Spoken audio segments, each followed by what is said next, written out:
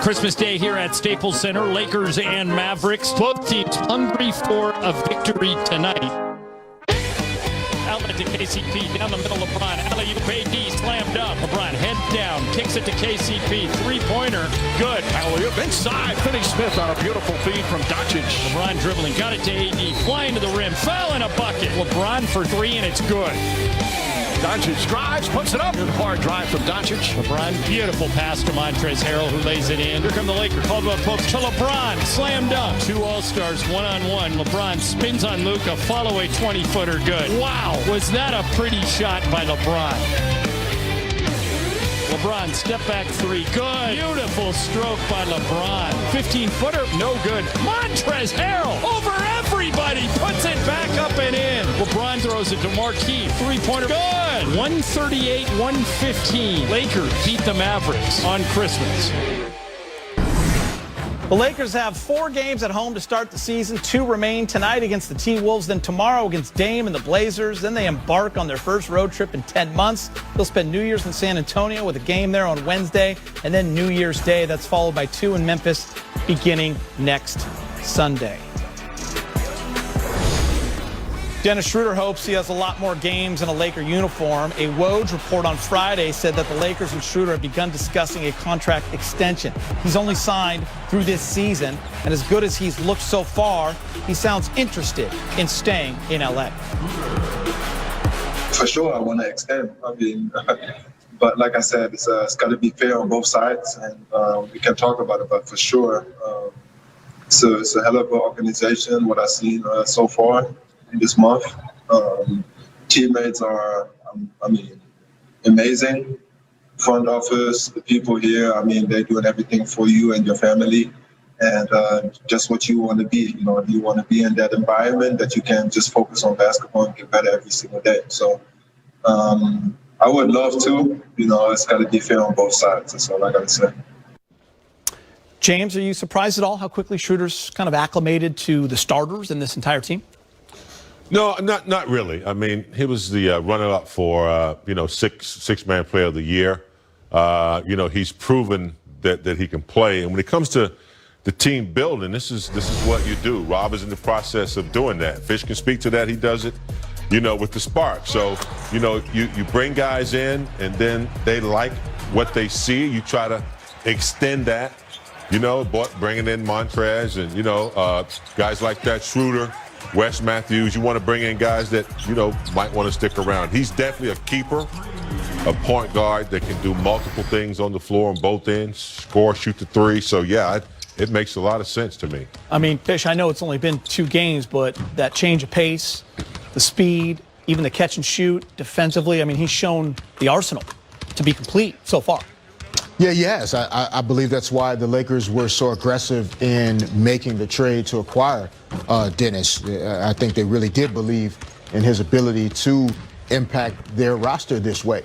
The impact that Rondo was able to have with the basketball, creating plays for others, that was a valuable piece for the Lakers the last couple years. And with that subtraction, I believe they were very intentional about adding a guy like Schroder who can make plays for himself, make plays for others, but more dynamic of an offensive player than Rajon. And so it actually leveled the Lakers up in the backcourt. And this is their window. The next 2 to 3 years, this belongs to the Lakers as long as they can stay healthy to have an opportunity to win a championship every single season. And you can't let that go by, and I think Pelinka's being aggressive in that way. Glad you brought up Rondo. It was on display, especially in the playoffs, just that chemistry he had with AD and others in the pick and roll. And I think Dennis Schroder came in right away, James, watched a lot of video. Apparently he's texting AD at night, talking about it as they watch the games over again. And we've seen in the pick and roll chemistry with AD and Trez so far. And that makes you want to extend the contract even more. When you have a player that comes in, you don't really have to tell him what to do. He's been around long enough to see the relationships and how important they are. Obviously, he knows about Rondo and AD's relationship going back to New Orleans. So immediately, he wanted to come in and make an impact. He also said, look, I want to start.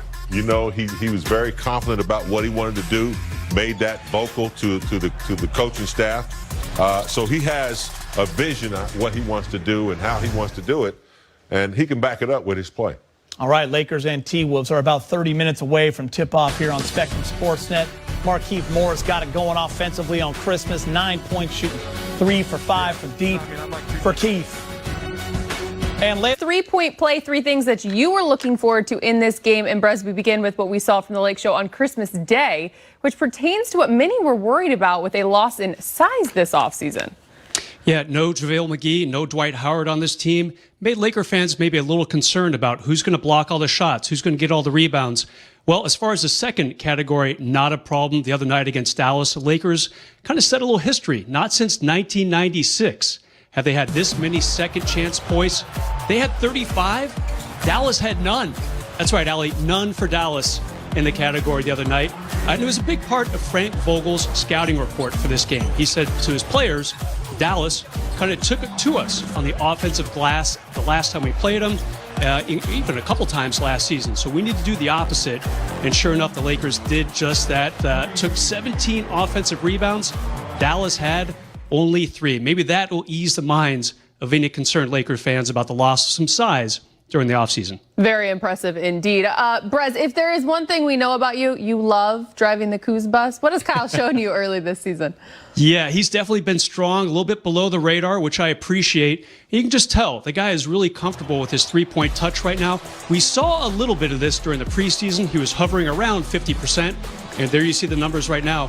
57% from three-point range, 3 of 4 against the Dallas Mavericks the other night. Also like what he did, in other stats. He had 6 rebounds in only 22 minutes against the Mavs, kind of contributing in other ways. And I think, Allie, what we're seeing is a very settled Kuz right now. Obviously, he got that nice extension a few days ago, 3 years and $40 million. And I think Kuz is much more accepting of his role as a backup. Remember last season, obviously, when you add a guy like Anthony Davis, that is going to cut into some of Kuz's playing time. Didn't have the best body language at certain points last season. Now he seems entirely comfortable in everything he does. Looking good early. Finally, though a small sample size, what are you noticing, Brez, from around the league when it comes to the West standings? Yeah, what am I not noticing? I mean, Allie, it's crazy. It is almost upside down right now. You've got the Warriors and who else 0-2? Denver 0-2. I wanted to say Minnesota, but they're actually 2-0. Look at these standings right now, Allie. This is crazy. Okay, Timberwolves, not a playoff team last year. Sacramento, not a playoff team. Same for the Oklahoma City Thunder. The Kings, probably the biggest surprise so far under Luke Walton in his second season up there. Spurs supposed to be a rebuilding year. This is shocking. Now, the Lakers obviously hoping to pin a loss on Minnesota. It's going to be more difficult, obviously, without any Karl Anthony Towns. But as of now, less than a week into the season, no doubt about that, the Western Conference standings are completely upside down. Thanks as always, Brez. Way to bring the sunshine to this segment. We appreciate it. You got it anytime. Straight ahead on Access, Dennis Schroder has given the Lakers